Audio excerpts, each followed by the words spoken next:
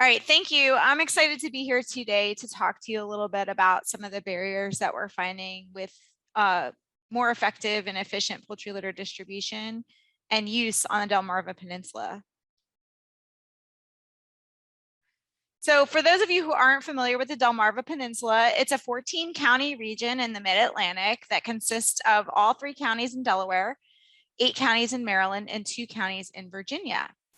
And as you can see on this map, we grow a lot of chickens. And oh, I didn't mention, part of our watershed, a huge part of our watershed actually drains to the Chesapeake Bay.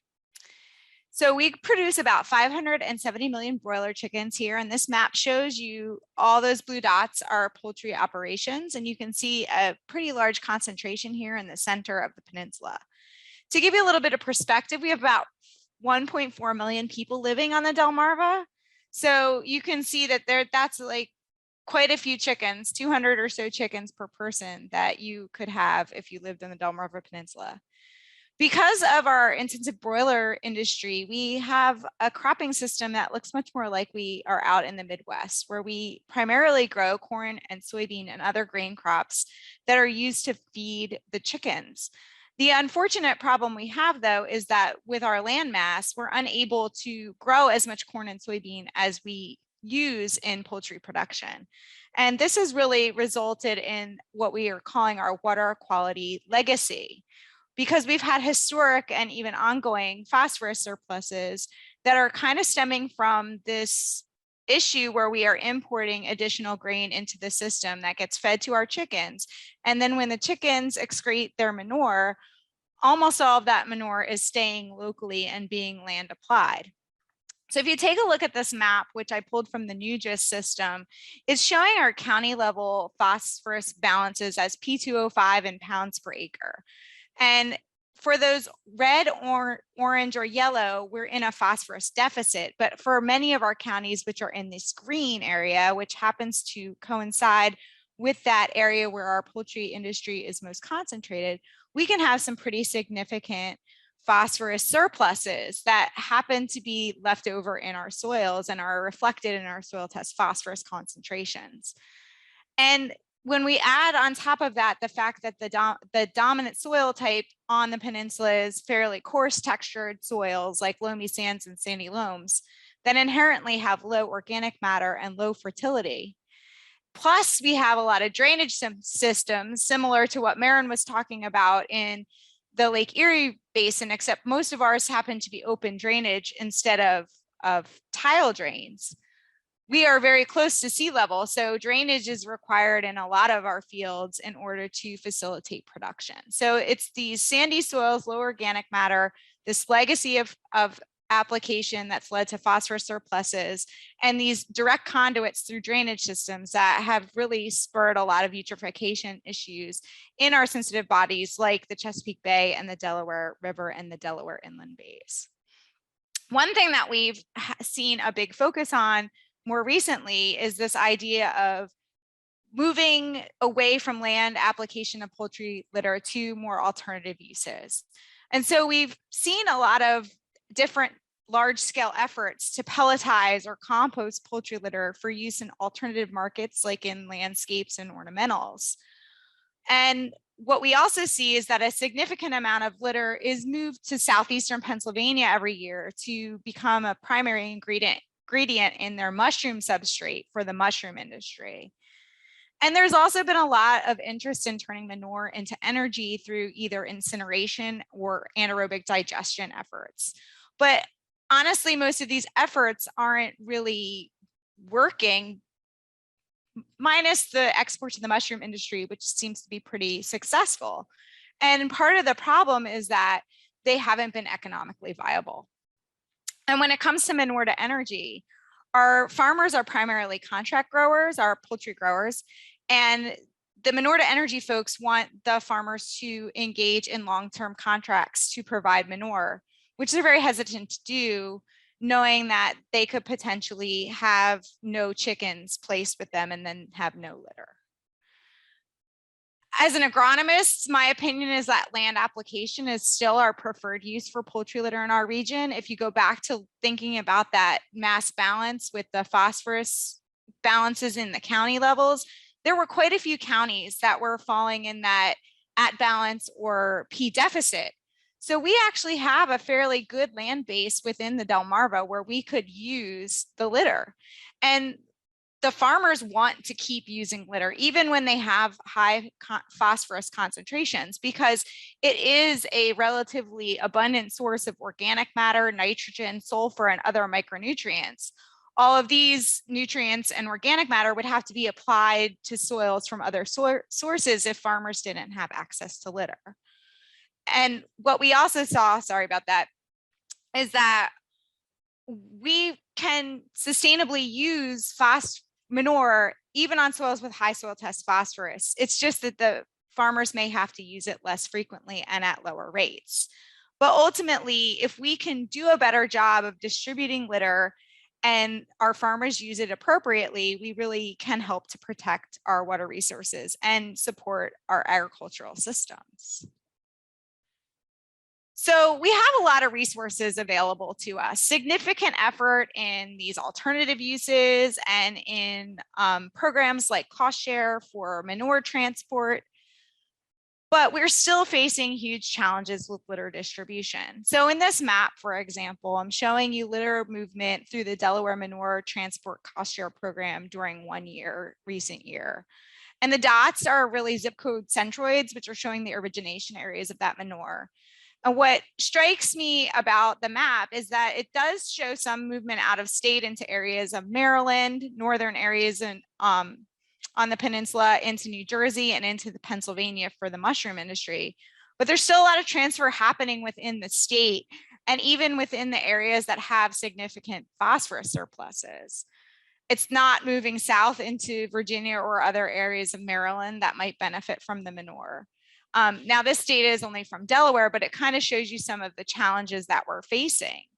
And we wanted to really know what is stopping us from more efficient litter distribution on the Delmarva. So we asked the agricultural community.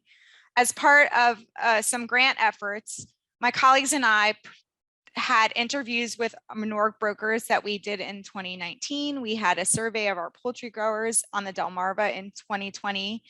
And then we had a survey of grain crop farmers in the summer of 2020. And I'm going to focus most heavily on this grain crop farmers as the receivers of the litter to kind of help us understand what's going on and why we're not seeing as much efficient distribution of litter as we could have. I will note that this survey went out to almost 2,000 people and we had 462 responses. And the counties that are highlighted here, you can see we extend past the Delmarva Peninsula into areas of Eastern Virginia and Eastern Maryland. We also have some survey respondents from this area of Eastern Pennsylvania. And then we have a few that come from the Western area, which probably aren't going to be the folks who receive our litter, but when we took those responses out, we don't really see very many changes to our results. What we found is that only 19% of the respondents to the survey are actually using poultry litter on their operation. But 38% of the non-users expressed interest in using poultry litter, but they aren't because they're facing significant barriers. So let's take a look at some of those barriers. The first one is the fact that poultry litter really isn't as available as we thought. There is this perception that we are flush with poultry litter and that you can get it anytime you want it. It's always there. But not surprisingly, 35% of our farmers say that they can't access it at all. And roughly the same amount say that they can't access it during times when they would actually need it. Thinking about the seasonality to poultry litter use, most of our farmers are applying it to grain crops rather than in a pasture system. And the really prime time for application is that late winter to early spring time period. But not all of the litter is coming out of the poultry houses at that time. We confirmed with our poultry grower survey that litter cleanouts, they're happening all year long. But we learned that the timing and the frequency of these cleanouts is incredibly variable. And in fact, some of our farmers aren't even cleaning out their whole house in more than a decade. So there's a lot of things at play when it comes to, having the manure available when people actually need it. And so this grower survey, the poultry grower survey, is really kind of explaining why we hear complaints about inability to find litter, even from the farmers who live in close proximity to those high density poultry production areas. And as you can imagine, the litter availability only decreases more the further that the grain farmer is from those areas where production is most concentrated. So while there may be a lot of poultry litter in general, there's not always a lot of it, especially when people want to actually use it. When we surveyed the farmers too, we found that they expressed a lack of knowledge about how to store poultry litter on their operation. So 28% of them said they don't know how to store it, and another 31% said that they don't know if they don't know how to store it. And grain farmers are often operating separately from our poultry operations on the peninsula. Most of the grain farmers don't have covered storage sheds at their disposal, unlike our poultry growers who are required by CAFO permitting to have covered storage. That means that field staging is really the main storage option for poultry litter that's obtained before it can be spread. And all of our states have regulatory setbacks and timing allowances for field staging. And field staging actually ends up being the #1 reason that we get complaints against farmers, at least in Delaware. About half of the farmers we surveyed were expressing concerns about neighbor relationships. Comes into the same vein of the odor complaints that are usually happening during poultry litter storage and applications season. Because let's face it, many people tend to smell with their eyes. And farmers also in our region are fearful of being targeted with lawsuits. Not too long ago, there were some folks who were flying over farms looking for manure piles to try to see if they could find people who were out of compliance. And that resulted in some lawsuits. So again, it's really not surprising that half the farmers who responded to us are expressing concerns about neighbor relations. And then we have lots of environmental regulations that could include setbacks or blackout dates or restrictions on applications to soils with elevated soil test concentration. So again, not really surprising that about half of our respondents are concerned about environmental regulations. The last barrier I want to touch on is equipment or the lack thereof. About 51% of our respondents indicated that they don't have access to the equipment that they would need to apply poultry litter. And another 19% don't know how to answer the question. So we didn't ask about the specific equipment, but that could include spreaders, front end loaders, and bucket tractors. And when you don't have the equipment, there's really this economic piece to it. If you don't use poultry litter already, are you going to be willing to invest in equipment if you're not sure you want to continue using it after trying it out a couple of years? And maybe you just don't have the economic, you're not in the economic situation where you can even buy equipment at this time. So despite all those reported barriers, we still believe that there's a lot of opportunity to improve our litter distribution and land application on the Delmarva Peninsula, but we're recognizing really there's no silver bullet and there's no one size fits all approach, just like Maren said, for the Lake Erie watershed. So we want to just cover a couple of the actions we think that we could take regionally to improve our nutrient balance and better distribute that litter. The first is facilitating connections. So many of our poultry litter transactions are occurring between private parties. And unlike the dairies I mentioned, dairies typically have animals and land on the same operation, but our poultry and grain operations are typically decoupled and run by separate parties. They are separate entities. And so it's really no surprise that both the poultry farmers and the grain farmers say they don't have those appropriate connections needed to buy or sell litter.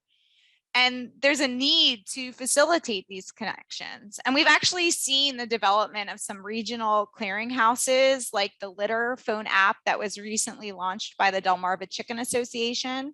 And here, what's pictured here is a Delmarva manure market prototype that was developed by a group of entrepreneurial University of Delaware students.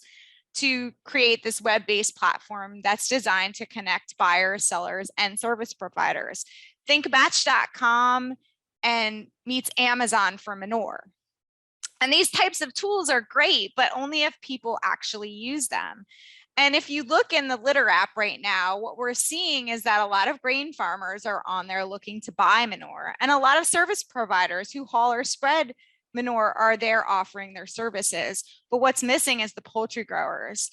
They're not on this app, but we know they are tend to be much more tech averse than our crop farmers.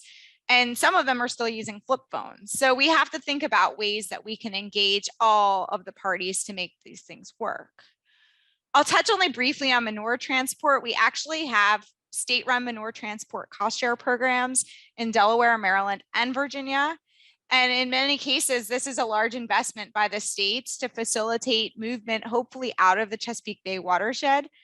Maryland last year in 2020 spent $1.4 million to support manure transport. Yet we still see a lot of transfers happening in a relatively small geographical region. And we feel that there's room to consider aligning or possibly regionalizing transport programs to increase efficiency. But this is going to require participation politically from all of the states involved. I strongly believe that improving litter storage can have a huge impact, probably the largest impact on improving litter access and distribution of poultry litter for farmers who wish to land apply. So Maryland has recently announced that they're going to be cost sharing to build manure storage, covered manure storage on grain farms who are receiving poultry litter. However, they're going to cost share at a lower rate than they would for poultry growers who are looking to build on-farm storage. But that's a step in the right direction. Perhaps too, we could consider the construction of regional holding facilities that would facilitate transfer of litter further away from the operations and make it more accessible to those folks who are in those counties with key deficits. But probably what I think is the most attainable goal is to increase our education and implementation of proper field staging techniques. So Maryland growers can currently field stage their litter for an undetermined period as long as that litter will be applied in the following spring. And Delaware growers are given 120 days to field stage with the opportunity to increase that time frame on a case-by-case basis through the Department of Agriculture. For both of these states, they are required to follow all setbacks and maintain a 6-foot-high conical shaped pile. Following these guidelines is really designed to protect water quality and to reduce complaints that are related to the field staging. Only Virginia is requiring covering the pile with an impermeable wind-resistant cover. Otherwise, in Virginia, your pile must be spread within 14 days. But Delaware and Maryland went away from requiring coverings more than a decade ago when research out of the University of Delaware showed that a properly peaked pile would form this nice crust that would effectively help the pile to shed water and reduce nutrient losses to the environment. And in fact, nutrient losses from the covered piles were not statistically different than from uncovered piles. So we believe that education and workshops on this topic should really be prioritized. And finally, we could evaluate measures to facilitate access to equipment. This could be in the form of cost share for new litter users, or maybe by expansion of custom applicator services or equipment sharing. However, these last two options are not without their own barriers. We have to consider the potential biosecurity issues with equipment moving between poultry farms. And so to summarize our key observation, we really strongly believe that responsible litter management can support crop production and protect water quality. We know that accessing poultry litter is a huge issue in our region, but our farmers are also facing additional barriers that are related to not knowing how to use or store that litter. And so we hope to facilitate programs or policies that will support better litter access and responsible transport, storage, and use. And with that, I would like to thank our funders and our cooperators.